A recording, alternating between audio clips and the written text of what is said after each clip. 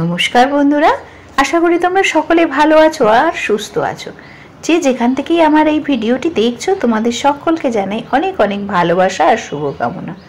তোমরা যারা এখনো আমার রান্নার চ্যানেলটিকে সাবস্ক্রাইব করোনি তারা কিন্তু নিত্য নতুন রান্না দেখবার জন্য আমার চ্যানেলটিকে সাবস্ক্রাইব করে রেখো। তাহলেই দেখবে অনেক সহজ পদ্ধতিতে আমি কী রান্নাবান্না প্রতিদিন তোমাদের সাথে শেয়ার করি, এবং আমি বিভিন্ন প্রদেশে ঘুরেছি সেই জায়গার রান্নাও কিছু শেয়ার করি। সেগুলো তোমাদের কাছে খুব সহজেই পৌঁছে যাবে আর তোমাদেরও রান্না করতে অনেক সুবিধে হবে। আচ্ছা চলো, আজকে যে রান্নাটা করব সেটা হচ্ছে কাতল মাছের একটা অন্য ধরনের রান্নার রেসিপি। আমি কিন্তু লেজটা অনেক বড় করে কাটিয়েছি দেখে মাঝখান থেকে ফাঁক করে নিয়েছি। আজকের রান্নায় দেব একদম শীতকালে টাটকা টাটকা সবজি দিয়ে মাছের ঝোল খেতে আমাদের সকলেরই খুব ভালো লাগে। তবে শীতকালে ফুলকপি দিয়ে কাতলা মাছের এরকম সুন্দর একটা ঝোল সত্যিই অনবদ্য।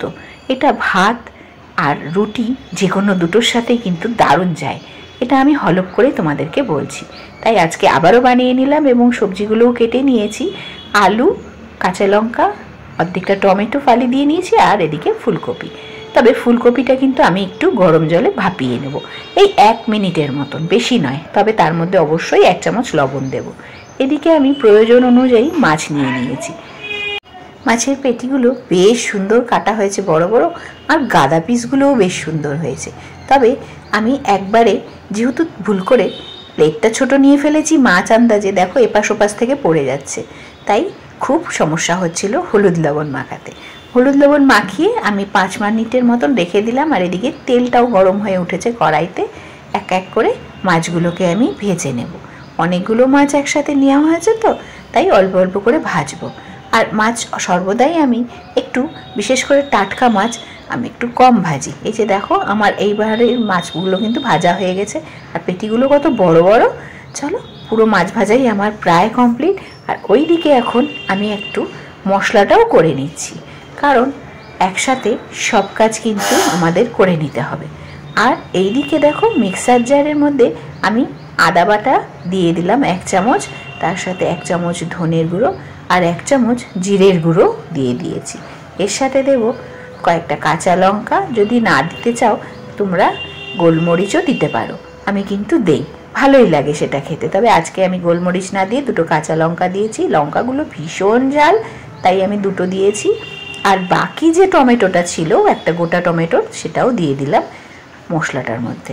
মিক্সারটা একবার ঘুরিয়ে নিলাম ভালো করে। আর এইদিকে মাছ ভাজার পর কড়াইতে যে বাকি তেলটা ছিল তার মধ্যে ফোড়নের জন্য দিয়ে দিলাম তেজপাতা, একটা শুকনো লঙ্কা চিড়ে আর 1 চামচ সাদা জিরে।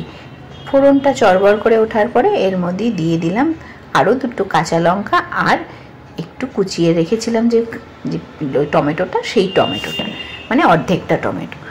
এবারে এটাকে একটু নাড়াচাড়া করেই আমি এর মধ্যে কিন্তু বেটে রাখা মশলাটা দিয়ে দিলাম।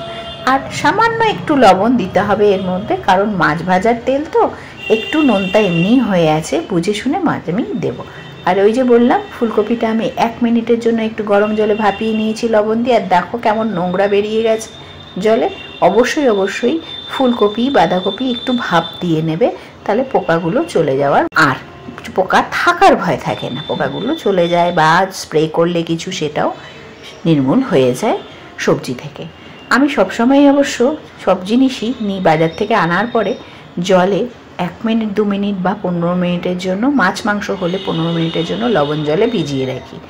এবারে মশলাটার মধ্যে ফুলকপি আর কেটে রাখা আলুটা দিয়ে আমি বেশ খানিক্ষণ কষালাম। কষাতেই আমি দেখলাম একটু হলুদ লাগবে, তাই এখন একটু 1 চামচের মতন হলুদ গুঁড়ো এর মধ্যে অ্যাড করলাম। এবার ফুলকপিটা আমি সেদ্ধ করিনি, ফুলকপিটা হালকা 1 মিনিটের জন্য ভাপিয়ে নিয়েছি, জাস্ট জীবাণু মুক্ত করার জন্য, জামটা চলে যাওয়ার জন্য। তাই এখন বেশ খানিক্ষণ কষানোর পর যখন ভাজা ভাজা হয়ে আসলো, দিয়ে দিলাম ঝোলের জন্য গরম জল দিয়ে একটুখানি বলক আসবে, তারপরেই আমি দিয়ে দিচ্ছি ভেজে রাখা মাছগুলো এক এক করে কড়াইয়ের ঝোলের মধ্যে। তারপরেই আমি মিনিট 5 ধিমে আছে পুরো রান্নাটা করতে লাগলাম। রান্নাটা যখন শেষ হয়ে গেল, ওপর থেকে আমি একটু ধনেপাতা ছড়িয়ে দিয়েছি। আর এখন আমি রান্না কমপ্লিট হয়ে যাওয়ার পর খাবার বেড়ে নিচ্ছি। রান্নাটা কিন্তু ভীষণ সহজ, ভীষণ সুন্দর সুস্বাদু একটি রান্না। আর এরকম কাঁচা লঙ্কা আর সবজি দিয়ে, শীতে টমেটো দিয়ে এই রান্নাটা যখন তুমি করে গরম গরম খাবে বা কাউকে খাওয়াবে, তোমার নিজেরই ভীষণ তৃপ্তি আসবে। আমার এই রান্নাটি তোমাদের কেমন লাগলো অবশ্যই কিন্তু কমেন্ট করে জানিও। আর যারা নতুন আমার রান্নার চ্যানেলটি দেখছো তারা অবশ্যই আমার চ্যানেলটিকে সাবস্ক্রাইব করে রেখো। নতুন রান্নার ভিডিও নিয়ে ফেরা পর্যন্ত সকলে ভালো থেকো, সুস্থ থেকো আর খুব খুব সাবধানে থেকো। নতুন নতুন রান্না নিয়ে আমি ঠিক এই সময়ই প্রতিদিন রান্নার চ্যানেলটিতে, আমার এই চ্যানেলটিতে রান্নার ভিডিও আপলোড করে থাকি। তাহলে দেখা হবে আবার তোমাদের সাথে।